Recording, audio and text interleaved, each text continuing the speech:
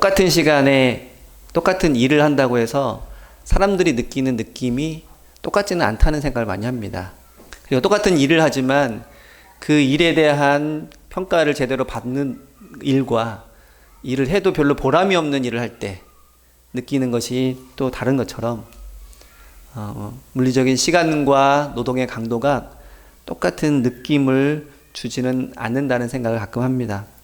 운동을 하는 사람들이 이제 기구를 가지고 운동을 하는데 어떤 사람은 아주 가벼운 기구를 들면서도 굉장히 힘들어하는 사람이 있는가 하면 또 어떤 사람은 아주 무거운 걸 들면서도 또 가뿐하게 하는 사람들도 있습니다. 아마 가벼운 기구를 힘들어하는 사람은 운동을 한 지 얼마 안 된 사람일 겁니다. 근데 무거운 것도 잘 드는 분들은 그 경험이 많고 오래도록 운동을 하신 분일 겁니다. 운동을 통해서 근육이 생기면 처음에는 무거워 보였던 그 기구들도 가볍게 들 수 있는 것처럼 신앙생활에도 그러한 신앙의 근육이 필요하지 않은가 하는 생각을 가끔 하게 됩니다. 신앙이 초보자와 같거나 또 어떤 특별한 계기가 없는 신앙인인 경우에는 교회에서 우리가 감당하는 작은 일들도 굉장히 버거워 보일 때가 있습니다. 저건 내가 어떻게 저걸 감당할까? 시간도 그렇고 정성도 그렇고 물질도 그렇고 참 내가 감당하기에는 어려울 거라는 생각을 할 때가 있습니다. 근데 신앙의 연륜이 조금씩 쌓이고 경험이 늘고 그러다 보면 어느새 예전에는 전혀 할 수 없을 것 같았던 그 일들을 직접 하고 있는 자신을 발견하게 됩니다. 운동도 그렇고 무엇을 즐기는 것도 그렇고 사람마다 느끼는 것이 많이 다르다는 것을 우리가 보게 됩니다. 오늘 우리가 읽었던 구절 가운데 이 마태복음 11장 28절은 굉장히 유명한 구절입니다. 근데 우리가 어떤 일에 대해서 어떤 느낌을 갖느냐에 따라 그 강도가 달리 느껴지는 것처럼 우리가 신앙적인 것도 마찬가지라는 것을 생각할 때 오늘 이 구절의 말씀도 조금 더 분명하게 우리에게 다가오지 않을까 합니다. 그래서 오늘은 이 구절의 그 문맥상의 의미를 한번 같이 살펴보도록 하겠습니다. 11장 25절부터 30절까지를 읽었는데 바로 그 앞장면에서는 예수님께서 그동안 말씀도 전하시고 기적도 베푸시면서 많은 것들을 보여주셨음에도 불구하고 예수님을 온전하게 받아들이지 못하는 사람들에 대한 이야기가 나옵니다. 심지어는 세례 요한조차도 그가 감옥에 있으면서 예수님께 사람을 보내 묻습니다. 우리가 기다리는 그 메시아가 바로 당신이 맞습니까? 그는 예수님에게 세례를 줄 때만 해도 굉장히 확신에 찬 모습으로 예수님을 하나님의 어린 양이라고 소개할 정도였습니다. 그런 그가 예수님에 대해서 100% 신뢰하지 못하는 듯한 그러한 모습을 보여주고 있습니다. 그리고 예수님은 갈릴리 여러 마을을 다니면서 병자들 고쳐주시기도 하고 또 귀신을 내쫓으시기도 하고 놀라운 일들을 많이 보여주셨습니다. 특별히 예수님께서 많은 이적을 보여주신 마을들이 있는데 고라신, 벳세다, 가버나움 이와 같은 마을들에서는 정말 많은 이적들을 보여주셨습니다. 그럼에도 불구하고 많은 사람들이 예수님을 온전하게 받아들이지 못하는 그 모습을 예수님께서 보시고 책망하시는 말씀이 바로 그 앞에 나옵니다. 예수님을 직접 소개했던 세례 요한, 예수님께서 직접 기적을 베푸시는 것을 여러 번 목격했던 그 마을 사람들, 그들도 예수님을 온전하게 받아들이지 못하는 그 모습을 보시고 예수님은 굉장히 큰 상심과 또 실망에 쌓이셨을 것입니다. 그래서 그 마을들 향해서 화가 있을 거라는 그런 말씀까지 하실 정도입니다. 그런데 오늘 본문에서는 바로 그 다음에 이어서 이 예수님을 메시아로 받아들이는 사람들, 그러니까 앞에 나온 사람들과는 좀 반대죠. 그 예수님을 받아들이는 사람들의 모습을 이제 비교하고 있습니다. 예수님을 받아들이지 못하는 사람들과 예수님을 받아들이는 사람들을 비교하면서 어떤 모습인지를 언급을 해주고 있습니다. 세상에서 지혜가 있고 슬기롭고 뭔가 위치를 차지하고 있는 사람들이 예수님을 온전히 받아들이지 못하는 반면에 예수님을 받아들이는 사람들은 마치 어린아이와 같이, 어린아이가 눈에 보이는 대로 반응을 하거든요.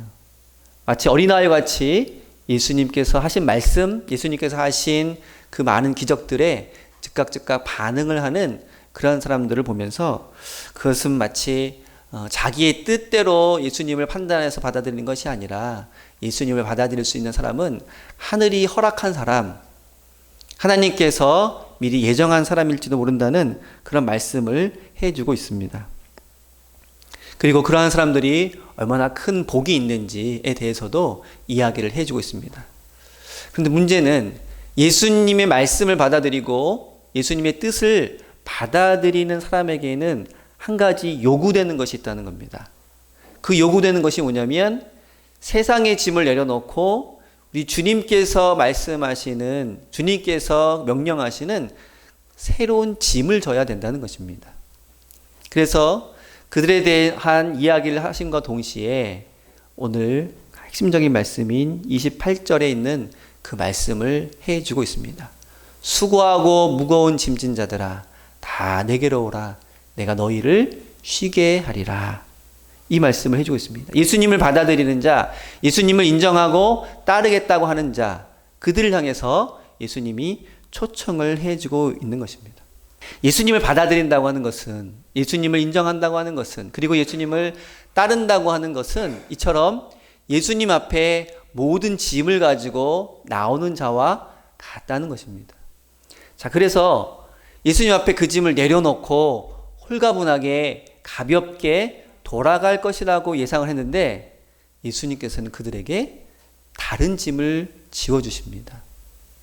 그리고 말씀하시기를 내가 너희에게 주는 이 짐은 가볍다. 이 멍에는 쉽다. 이렇게 말씀을 해주고 있습니다. 그리고 내가 주는 이 멍에와 짐을 지고 나를 따르라.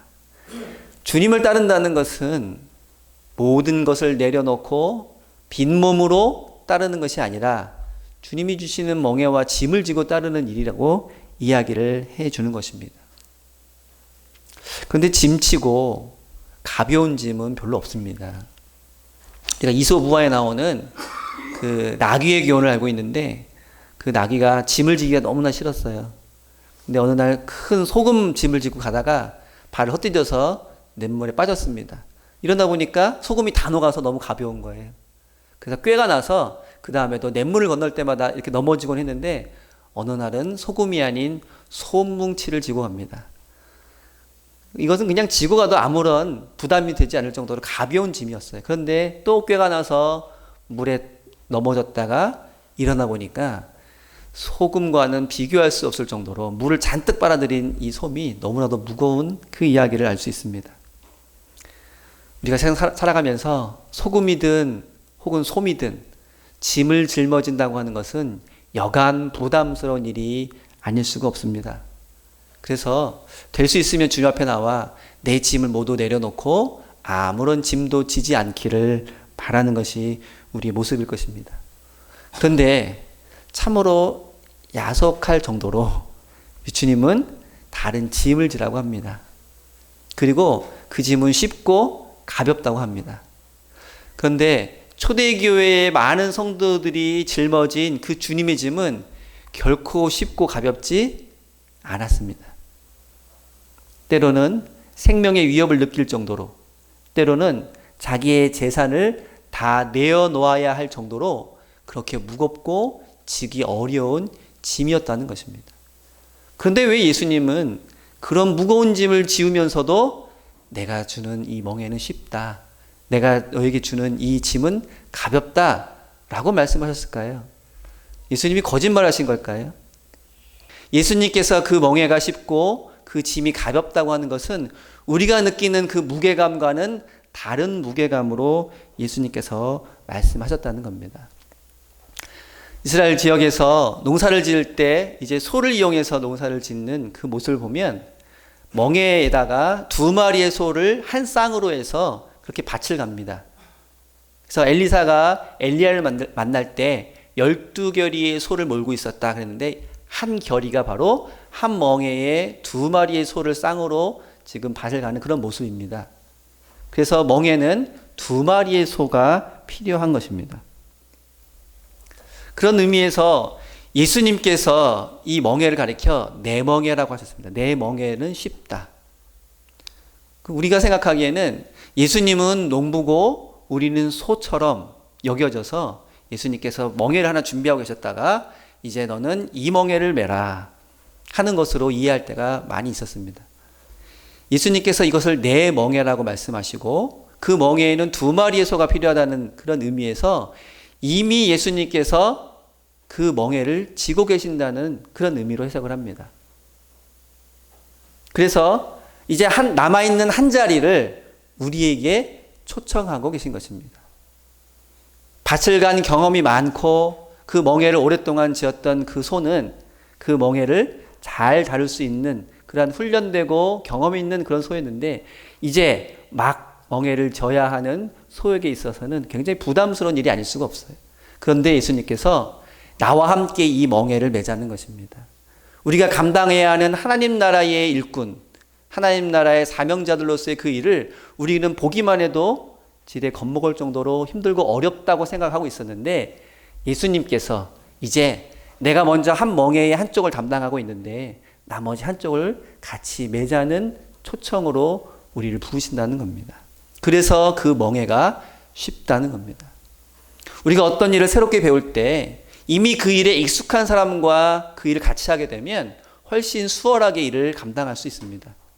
그런데 어떤 일을 같이 하는데 한 사람도 경험한 바가 없고 모두가 다 처음 하는 일이라면 굉장히 서툴고 낯설 수밖에 없을 것입니다.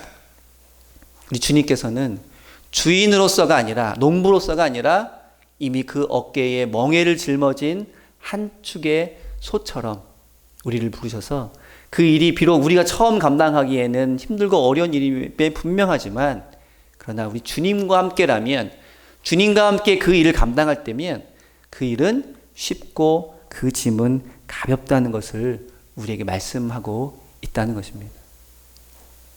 그리고 예수님은 그리고 와서 내게 배우라 이런 말씀하십니다.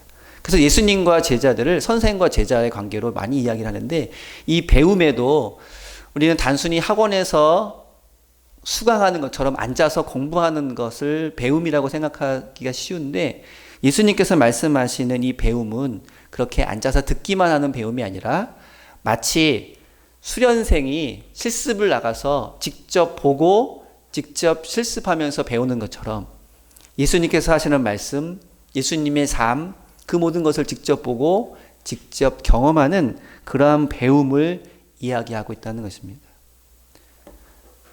가끔 어떤 운동을 가르쳐주는 그 모습을 보면 코치들이 직접 시범을 보여주고 직접 자세도 잡아주고 그렇게 직접 가르쳐주는 경우도 있고 어떤 경우는 그냥 앉아서 그렇게 지시만 내리는 경우도 있습니다.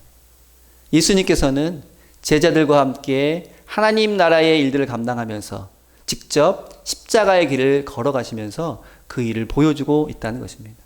내게 와서 배우라고 하는 것은 예수님께서 말씀해 주시는 지식적인 것만을 배우라는 것이 아니라 예수님께서 걸어가신 그 길을 직접 함께 걸어가라고 초청하신다는 것입니다. 이처럼 예수님의 멍에를 지는 것 그리고 그 짐을 지는 것은 인간적으로 보면 감당할 수 없고 어려운 일임에 분명하지만 그것이 그만한 뜻이 있고 가치가 있기 때문에 그리고 그 일을 우리 주님과 함께 해 나가기 때문에 우리에게는 쉽고 우리에게는 가볍다라는 것입니다. 여러분 앞에 2개의 가방이 있다고 한번 상상을 한번 해보세요. 각 가방의 무게는 똑같이 한 20kg 정도 나갑니다. 근데 하나에는 돌이 가득 차 있어요. 또 하나에는 금은보화가 가득 차 있습니다. 무게는 똑같이 20kg입니다. 그것을 들고 여러분들의 집으로 돌아갈 때 우리가 느껴지는 무게감은 어떨까요? 첫 번째로 돌이 가득 담겨져 있는 그 가방을 메고 이제 집으로 가신다고 한번 상상을 한번 해보세요. 이 무더운 날에.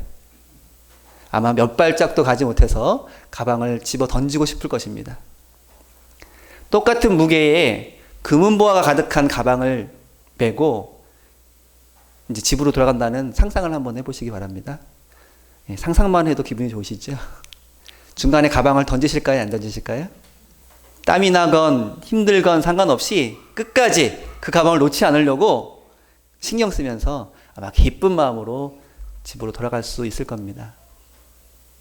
우리가 감당하는 하나님 나라의 일들, 교회의 사역들, 사명들은 어떻게 보면 세상 사람들이 보기에는 버겁기도 하고 무겁기도 하고 성가시기도 할 수도 있습니다.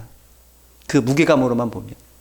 그런데 그 안에 담겨져 있는 그 놀라운 은혜와 은총을 우리가 깨닫는다면 마치 금은보화가 들어있는 가방을 메고 집으로 돌아가는 발걸음처럼 그것이 무겁지 않아서가 아니라 그것이 값어치가 있기 때문에 그 짐은 우리에게 가볍게 느껴질 것입니다.